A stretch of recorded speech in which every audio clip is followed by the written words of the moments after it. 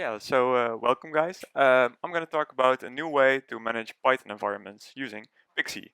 And as you said, my name is Ruben. Who is that?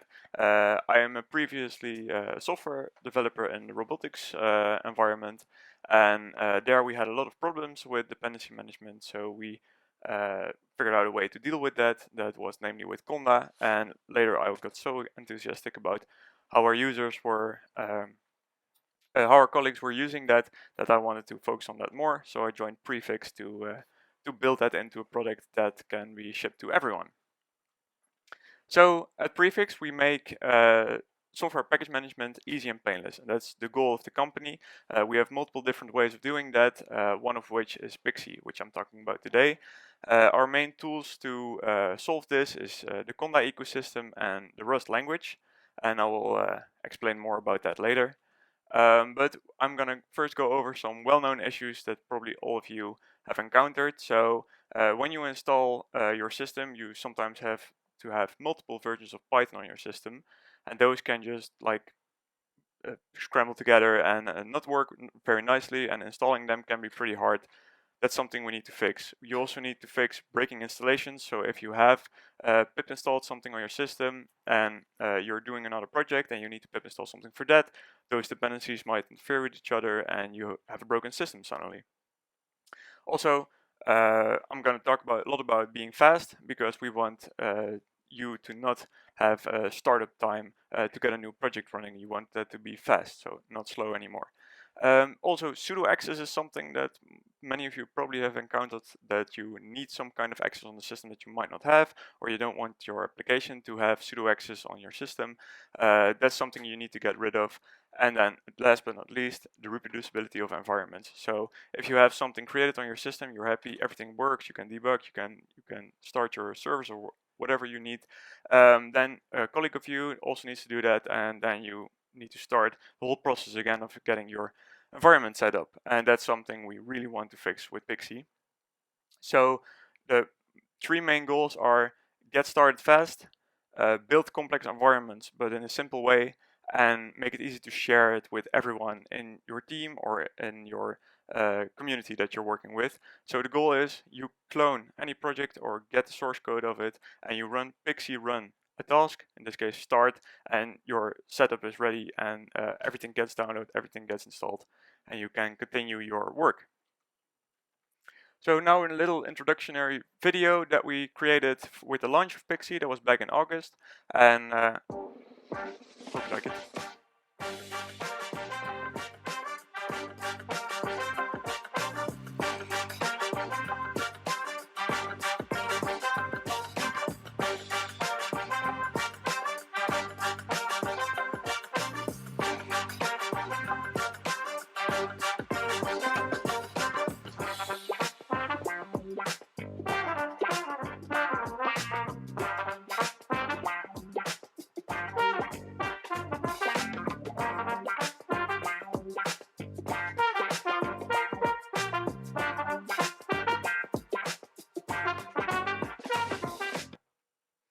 So I hope you got any of that.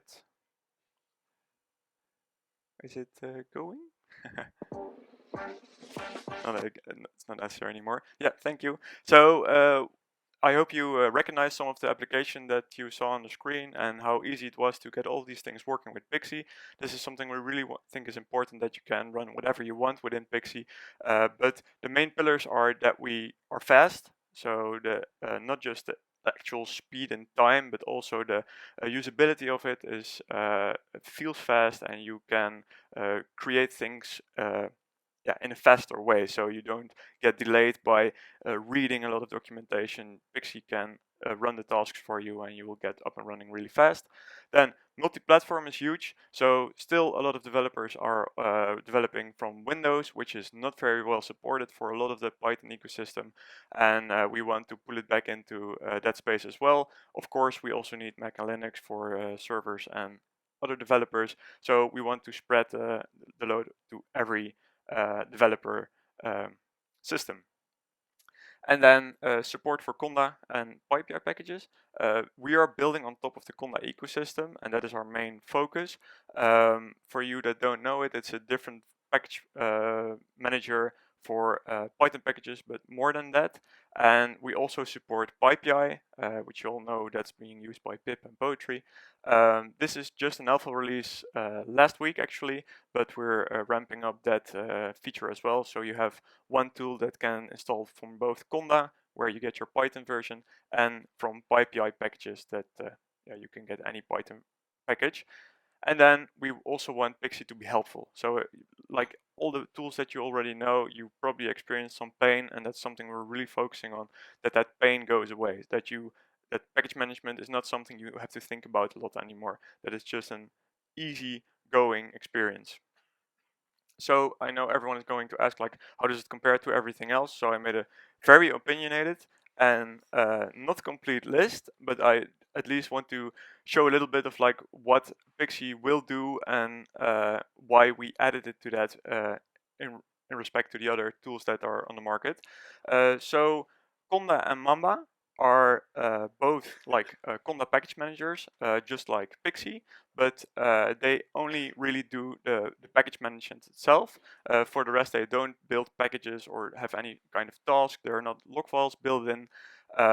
They do have versions of log files, but that you need to install that as an extra, and we think it's important that everything is built into Pixi. Then speed, is it fast? Conda just got a little bit faster because it now uses the actual Mamba solver in the backend.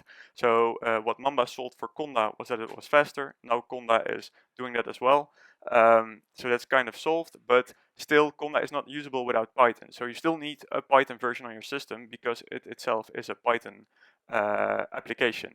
Then we all know pip. It is yeah, everyone knows it, but it doesn't install Python for you, so you still have to deal with that. And it does build your packages, what conda and mamba don't do out of themselves. For us, it doesn't do a lot because it's notoriously slower than installing with conda. And then you have Poacher on the other side. That's like a super modern, really cool way of installing Python packages. I really like it in that sense, but it's still a Python package manager, just a Python package manager. It cannot run your predefined tasks, although it has scripts. It's not a full task that you can run on your system, and it does have log files built in, which we think is really important. But we can do all of these things. So we can install Python for you. We are going to build packages for you. It's not in there yet, but we will definitely be able to do that later. And we have predefined tasks. So what you just saw, all those things that were running were tasks. You don't have to give long list if you want to start up a server or anything. You just run the predefined task in your configuration. We always generate log files for every time you install your project, because the log file is representative of your environment. Everything in your environment will be in your log file, and that makes it really easy to share.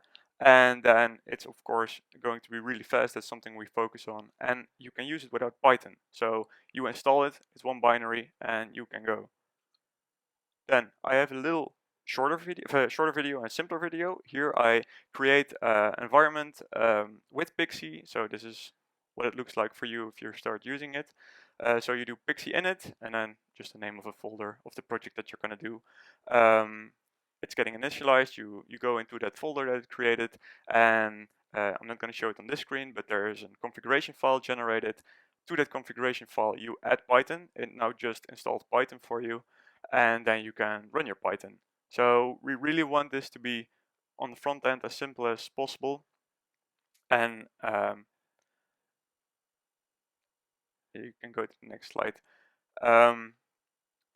As simple as possible, and everything is going on in the back end. I think you can all agree that this was pretty fast. I do have to say this was cached, so this isn't the first time you're gonna run this, because you're still limited to how fast you can download stuff to your system. But after the first download, we have a really aggressive caching system that will just yeah, pull everything from there, so your system won't have to download everything every time. Then why do we use conda? So for in the data science that we the timer's not started. For in data science, Windows support is still pretty hard because without conda, it's just a problem to get Python on your system. So that's really nice. Then for the machine learning, we have great GPU support because we actually know what GPU you're running while installing and locking your system. For robotics, where I'm coming from, it's really important to have multiple languages because you do some stuff in C++, you do some stuff in Python, you might have other languages that you're using, you have a lot of tools that you want to install, and for the roboticists, we just want to have one simple application that can do it all. And then for cloud deployment, I just want to mention it here because it can run anywhere. So if you generate it locally, you can use that project, put it on the cloud, and run the exact same logic there. So some people will say, oh, but you have Docker for that. Yes, but you still need to generate the Docker image. So how are you going to do that? For that, you can also use Pixi because it can run everywhere. Then some little history. So conda started with Python. It's a Python program. Then Mamba wanted to make that faster using C++. Then prefix started, and we were like, okay, we like that it's in C++. Our CEO Wolf started Mamba, and he really liked that. But some of our colleagues are really, really good at Rust and already knew a lot about it. And yeah, we decided the ecosystem is so important that we change it to Rust. And I'll get a little bit more into that later. So what does a package manager like Pixi do? It solves your requirements. So it has a solver mechanism to get the exact puzzle together of the combinations that you want for your environment. Normally you want the highest version. So if you say, I want Python, you want the newest Python. If you say, I want Python above 3.9, you get still the highest Python because that's what you normally would want.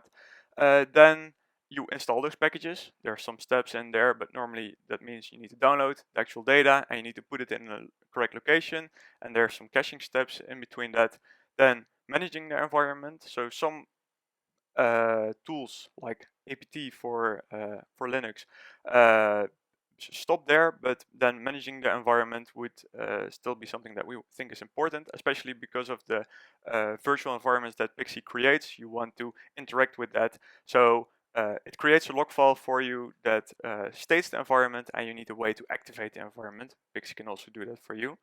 And then, of course, there's some helper stuff for the developer. So you have authentication that you might need to do. You have uploading to repositories that you might have to do. All that logic is also in Pixi. And I want to give that to you. Then, so solving is a bit of a abstract thing. So you actually are talking about a Boolean size fitability problem. And don't quiz me on this, but I think I understand the basics. What you're doing is just getting a huge graph of all the options that you have in your system. And then you want to find the best path through that graph. And for package management, this is normally just the highest version of everything that can match with each other. And the algorithm is just gonna see like, oh, if this dependency doesn't work with that dependency, then lose that part of the graph. And to speed this up even more, we use CDCL, which means that we learn from the things that we say doesn't work together, and then the graph gets smaller, much faster than you would normally have, because brute forcing is just too slow. It's millions of options that you have to check. I'm not a professional on this. Bas Salms on our team is the best one to ask. He did a talk at Packaging Con that we had a month back, and yeah, his talk will go a little bit more in depth on how that works. Then installing a package, what does that entail? You need to download the data of the package itself. You need to unpack it into the cache in our case. The downloading step is something that we really think is important to parallelize on your system. So that's like 20 different packages at the same time are getting downloaded. That is then unpacked into your cache directory before it's put into your environment. And getting it into your environment, we use hard linking. That means that if you get a package into your environment, we don't copy the data, we only link to it, and that makes it first off faster, but also better on your hard drive because you don't want all your data double. Then the Pixi toml is the configuration file we're now working with, and this is what it looks like. We want this to be readable, and that's why we chose toml. You probably all know that by project.toml, it's the same format. We're also thinking about supporting that, but for now we're sticking to our own design to make the development easier. What you can see is just a project definition with the basic data. Something to note is that we define our channels and our platforms also in this part of the data, because for conda, there's not just one repository like there is for PyPi, but you have multiple different repositories called channels, and CondaForge is the open source one from Conda, but you can have for PyTorch, they have their own channel, and NVIDIA has their own channel, and on our website you can also make your own channels if you want to have them private or public. You can add those to the list. And then for the platforms, you define which platforms you want to run on. So while I was making this, I was running on Windows, but if you want to support your project on multiple systems, you just add the systems that you think your code is going to support to this list. Then you have the tasks, so you can simply define a name, and that name will be available in your CLI, and then run any shell command that you would like. This can also depend on different tasks, and you can have much more options added to this, but in the simplest way it's just this. And then of course your dependencies of your project, requirements, some might call it, and this list also has some more features like the target. So sometimes you want a different version of Python on a different platform, you can define that here. Then the log file. The log file is called pixi.log instead of pixi.toml, and this is one instance of one package that might be in such a log file. In this case, it's Babel. It's not per se super important what you see here, but what I want you to notice is that we go really far in what we are actually logging. So we're not logging, I got this package of this version. No, on this platform with this name, I got precisely this thing. So if you want to recreate, you don't have to guess a lot of things along the way. You just get that file and install it for that platform. And this makes it very reproducible. Then after that, you have your whole installation, you have your environment activation. So that actually just means adding the data from your environment to the path that you're currently using, which entails some activation scripts sometimes that you need to run, and setting those environment variables ready to use. For instance, if you want to build some C++, you might use CMake. I'm not sure if I go too far from the Python world, but that means that package that you installed, CMake, might add some environment variables to your environment that Pixi wants to start for you when you start your environment, and also loses when you go back to your normal workflow of your normal system. Then, as I told you last week, we released PyPi packages, so you can define them in your Pixi toml as well, which means they're also in your log file. Thank you. Which means they're also in your log file, and this is really important because before this, conda would download all the conda packages, install that, and then use pip to add packages on top of that. It's really hard to log that together. We put that into one file, and we use our own resolver for that. So where we built in the resolver for conda packages, this now can also resolve PyPi packages, and this is just all run by Pixi while you start an environment. So why did we choose Rust specifically?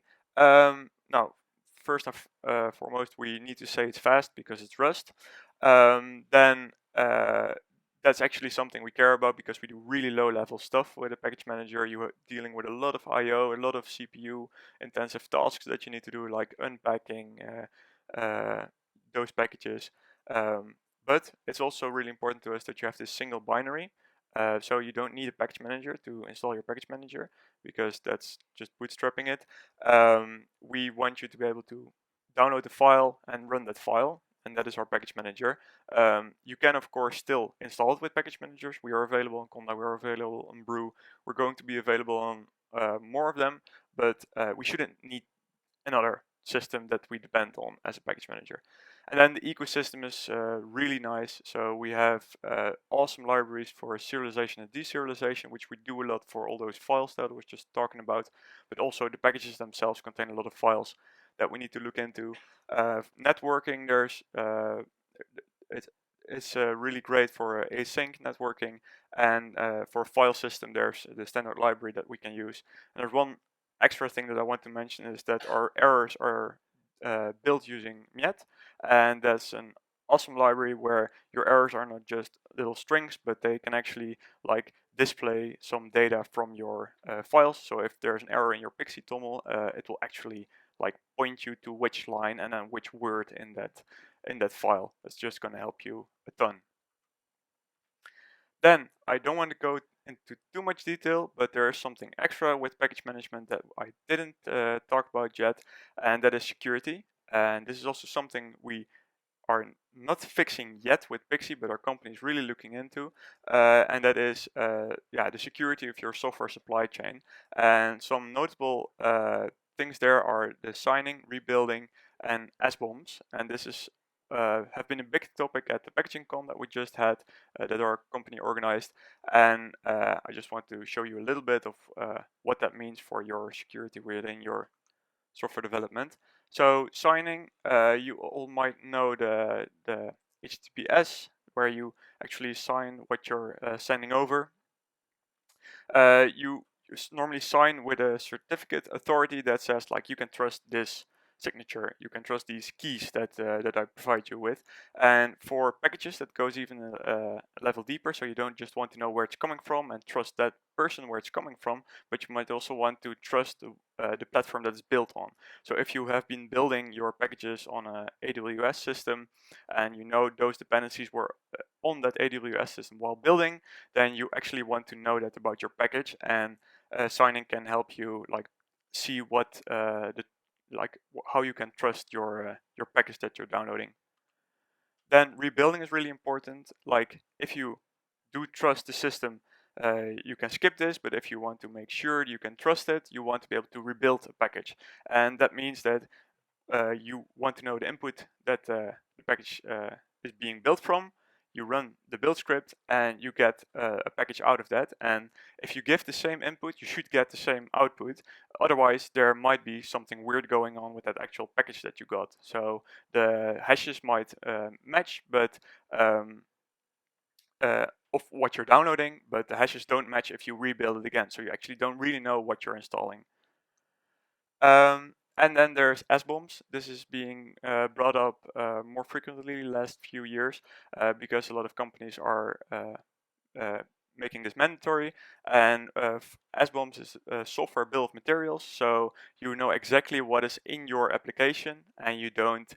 You know exactly what's in your application, and there's a standard for this called SPDX, and this is broadly used. So there's more and more tools coming on the market that can deal with SPDX. This is something we also want to build into our build systems so that you can see what an environment that you created with Pixi really includes, not just what's in the log file, but what is used to build that environment. And then what you can get from that is the security. So these SPDX things can be linked to the CVEs that are online. That's the vulnerability indexes, and then you can check if your environment might be having some issues. And of course, this also makes it really easy to add the identifiers for your licensing. So you can just print out, I have these licenses on these projects. So it's important for companies to stay safe on that. So I think I'm good on time. Little recap. We're building Pixi. It's a new fast package manager that's going to solve a lot of your problems by being fast, being a single binary, being able to install more than just PyPi packages, but also lower level. We don't even need Python if you just want to install another project. We utilize Rust to improve this ecosystem. So you see this much more. Talk by Richie about Polars, of course, is also doing this, and I think this is coming up more. So if you're a Python developer and want to use a lower level language, Rust is a perfect option because it's a little bit more of a modern way of working than, for instance, learning C++. And package management is not solved yet. I was just talking about some security stuff. There's much more that we can still do to improve this, but we're working hard towards a solution for everyone. It's open source. Try it out. It should be really easy to install. And if you have any questions, join us on GitHub or Discord. And I'm happy to help you with any of your questions. And that's it. Thank you. All right, thank you.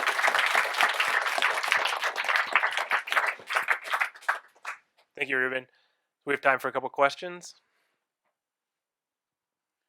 Thank you for the talk, Ruben. Also excellent work by Prefix. Important work. So maybe you can help me understand like what the role of Pixi could be for libraries, because I fully understand it for applications. You want a log file, it works today, it should work tomorrow. Do you have an idea what it can mean for libraries that don't want to pin anything? But Yeah, I get your question. Yeah, so when you're developing, you are actually using it as an application, like you're developing, and you probably have some examples that you want to try.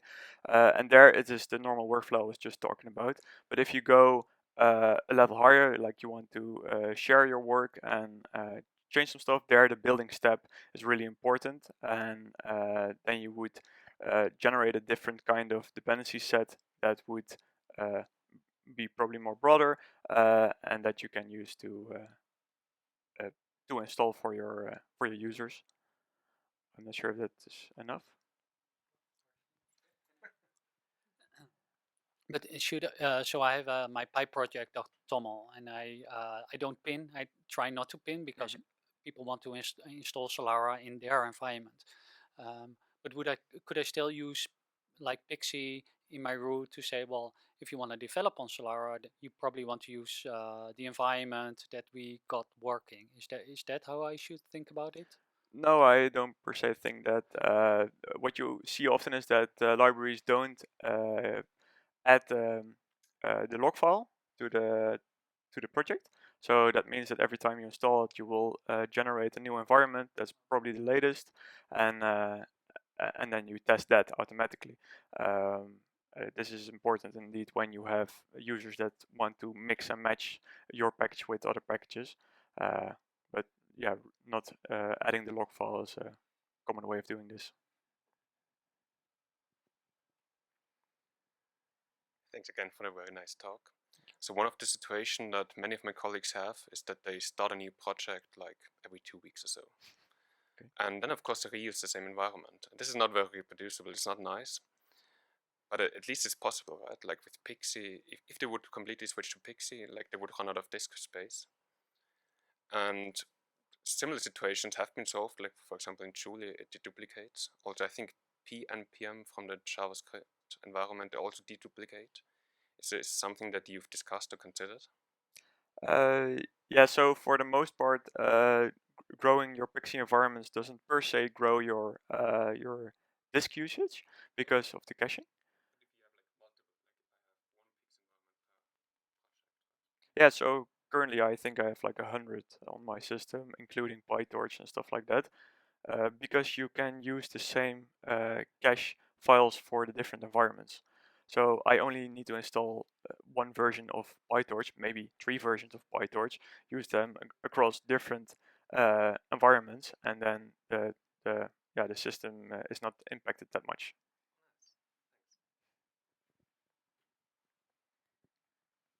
Thanks. I have a question from a user's perspective. Often you create your conda environment and then you install with conda some packages, but then also PyPi has some packages, and then you start installing some from conda, some from PyPi, and in the end that doesn't work. How does Pixi solve this problem? Because now you support also PyPi packages.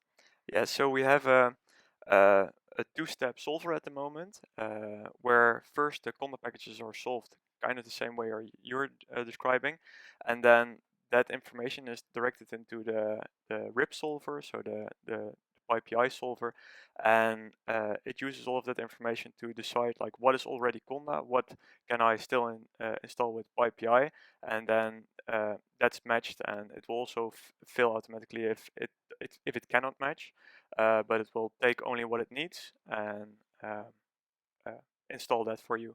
We are working, however, on a better system for that, because right now it's a bit of guessing that you need to do. And there are some files online that map conda and PyPi together, but we still have some work on that to improve the compatibility between those two. Okay, we have time for one last question.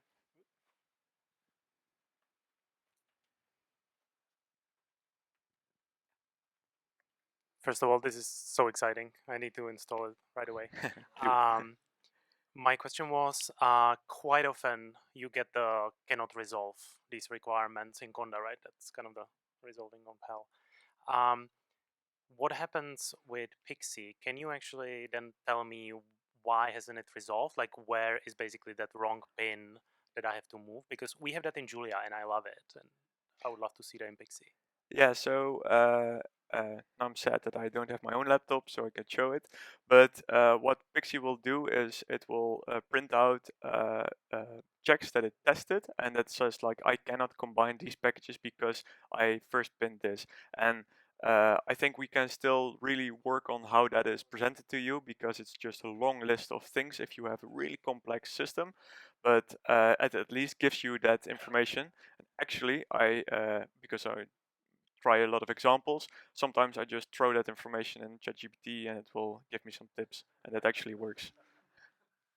So All right, let's thanks Ruben one more time.